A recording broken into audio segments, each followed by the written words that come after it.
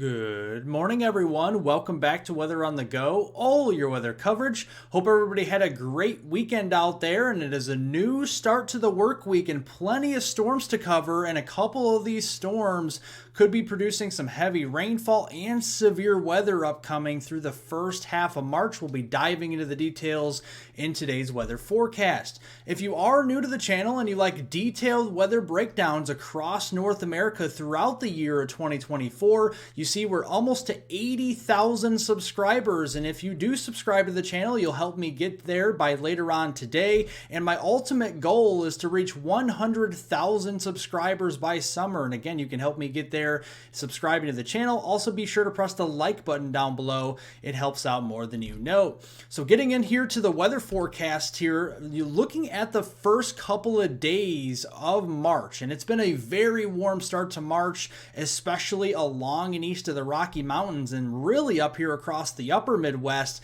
That has been the epicenter of the most above normal temperatures for the first 3 days of the month. And across the West, it's been a different story. We have been below normal out here with a lot of active weather, with very heavy rain, very heavy snow here, and that has kept our temperatures cooler off of the West Coast for the first 3 days of the month.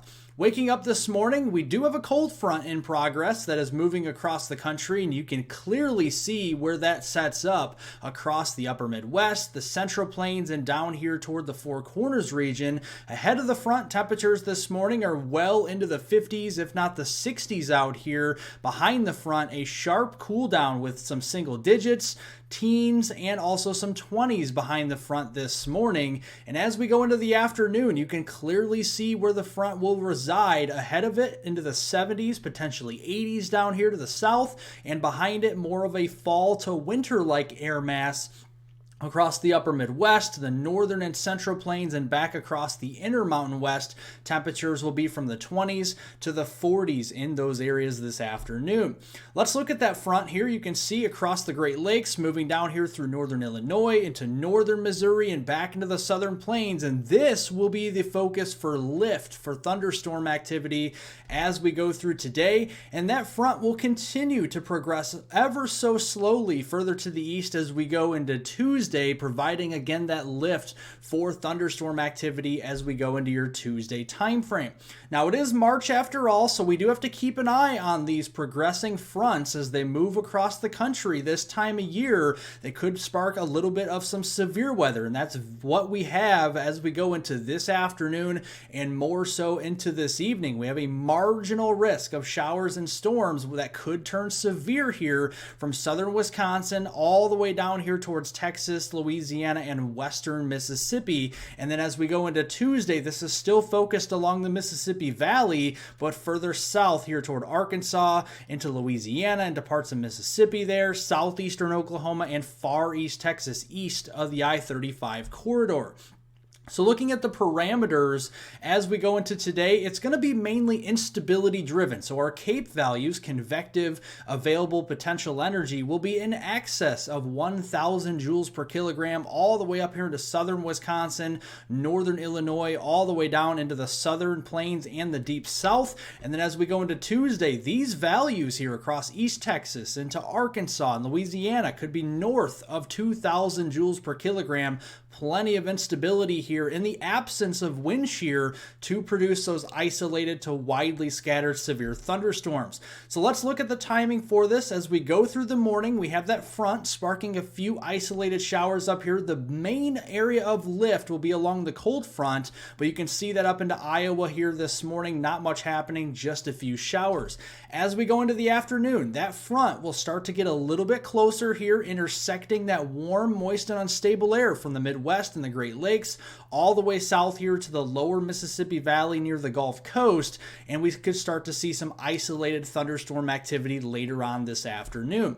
It's really as we get after dark. I think after we get past the sunset time frame is when we start to see some thunderstorms erupt here across southern Wisconsin, in through the Illinois Valley down into Missouri. That will be the main focal point for some thunderstorms on the northern side, and then more isolated activity further south here into Arkansas, southern Missouri, Louisiana, and Mississippi overnight tonight. Then as we start your Tuesday morning commute, we have widespread thunderstorms from the western Ohio Valley through the mid-south here and the deep south during that time frame, and we're just going to have some scattered to numerous thunderstorms, with one or two of these storms becoming severe, especially into Arkansas, Louisiana, into Mississippi on your Tuesday afternoon. And then as we go into Tuesday night, these are more garden variety thunderstorms across the southeast, but some heavy rainfall could be possible across middle and eastern Tennessee, including the Cumberland Plateau region, down into eastern portions of Alabama, Georgia, and the Florida region during your Tuesday night time frame. Overall, between now and midweek, going through Wednesday, March 6th, you can see is the heaviest of the rains focused across portions of the Mississippi Valley and down here across the deep south, really getting in towards the New Orleans region, Hattiesburg, Mississippi, the Mobile region, Panama City there into Florida. These will be the areas getting the heaviest rain during this 3-day period from Monday into Tuesday and Tuesday into Wednesday. Some areas could be seeing up to 6 inches worth of rain, especially centered around that New Orleans, Louisiana region through this period. And this could lead to some flash flooding today into your Tuesday morning commute, with a slight risk of flash flooding across that region as we go through that Tuesday time frame. Now, as we go into midweek, we're already watching a second storm pushing into the west coast of the United States. We have a double area of a trough here, one up into southwestern portions of Canada, but the main parent trough moving into California with more unsettled weather midweek on Wednesday. That trough by the end of the week on Friday the 8th will move down into the southern plains, centered around western Texas, and then will begin to eject across the southern and eastern United States this weekend on Saturday the 9th into the Sunday the 10th of March time frame. And ahead of this, we're going to see more warm temperatures, possibly some records out here in a spot or two on Wednesday, but by the end of the period, another cold front will sweep on through, and that will send our temperatures tumbling a little bit toward the end of the upcoming weekend by the 9th and 10th on Saturday and Sunday, and that could lead to some below normal temperatures, especially around the deep south and the southeast during this upcoming weekend. So let's preview those temperatures. So ahead of the storm on Wednesday, here we go again. We're starting to warm up behind this first system's cold front. We're back into the 50s up here into the Midwest, 60s and 70s across the deep south. As we go into Friday, you can clearly see where that cold front will reside, similar to today, but with the second storm that will push from west to east. And then as we go into Sunday, we're starting to see a return flow again, but these highs, even though they're in the 50s and quite nice, by the time we get to March 10th, our average highs will actually start to rise across some of these areas in the plains and the southeast. So really, these temperatures will be below normal by March 10th standards. So we'll continue to watch that. Now, precipitation-wise, with our second system, we look off to the west here, California, coastal California in particular, from Santa Barbara and Los Angeles all the way up there towards portions of Sacramento inland. We could start to see some heavier rainfall on Wednesday. Thursday, seeing some more rain moving across the central and southern plains. We may have to watch out for our first day of severe weather here, especially across Oklahoma and North Texas on Thursday, especially Thursday night.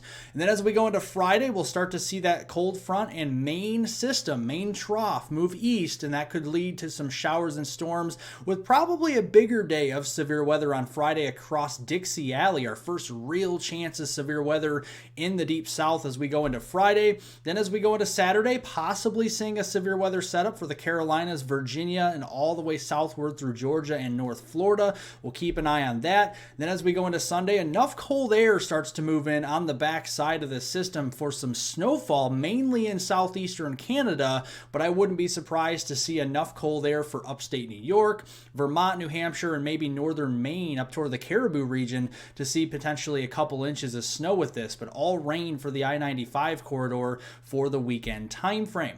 Now let's look at the severe weather setup with the second system. So on Thursday the 7th, you can see plenty of instability, and this again will be instability driven at least on Thursday. You can see with around 1,000 joules per kilogram of instability, mainly focused on Oklahoma and central and eastern Texas. Then that will shift east across Dixie Alley. Now the instability values on Friday will not be all that high, but we're going to have a pretty strong mid-level jet in the 500 millibar layer that will actually cut across this region. So we have the instability at least a little bit, and then a strong jet moving across this region for severe weather on Friday. And then as we go into Saturday, that instability goes all the way up into Virginia and Maryland, the Delmarva region. So we'll have to watch that entering into the early part of the weekend. So looking at my severe weather forecast for Thursday, and we'll tweak this as we do get closer, but a low probability, at least for now, of severe weather from the Oklahoma City area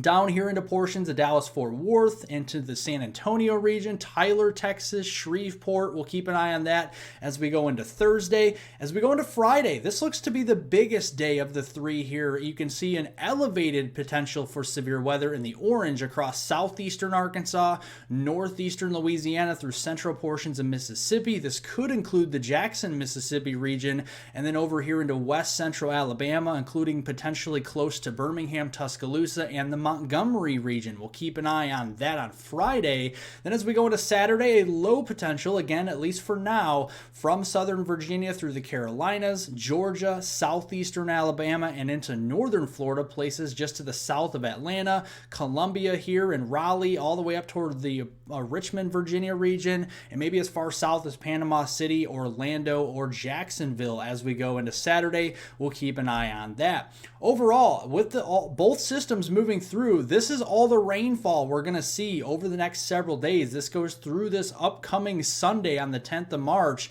Very heavy rains, mainly across the eastern U.S., and some of this could be pretty heavy from the I-95 corridor, Boston to New York City, down through Philadelphia and Baltimore, Washington, D.C., widespread 2 to 4 inches of rain here.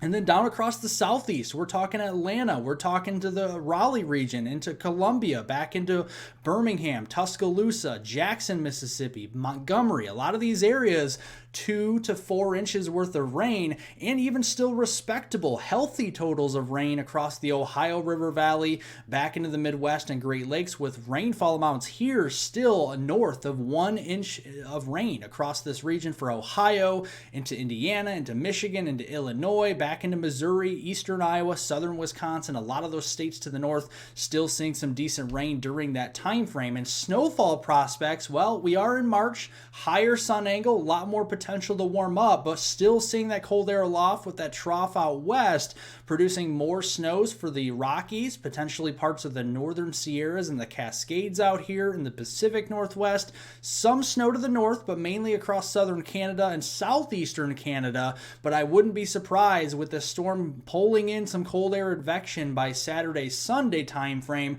to produce an inch here or an inch there of snow across upstate New York, Vermont, New Hampshire, or northern Maine. A couple of inches of snow there will be possible finishing off the second weekend in March. So looking beyond that portion of the forecast, looking towards the middle of March, we're looking for another reprieve with another warm-up across the country here, with another above average temperature regime across the upper Midwest, the Great Lakes, and the Northeast here from the 11th through the 17th time frame, but also coinciding with an active jet stream, some more storm systems to move across the country here. And notice the green.